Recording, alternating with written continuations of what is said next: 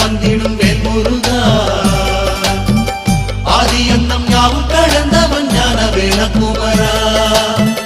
திருமண கோலத்தை காணும் வேளையிலே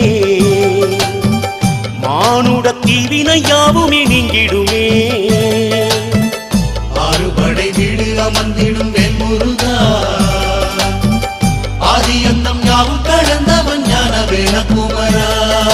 செங்கதில் வேலா சங்கரி பாலா வள்ளி மயில் மணவாளா தஞ்சம் என்று உன்னை பணிந்தோம் தென்பழனி வடிவேலா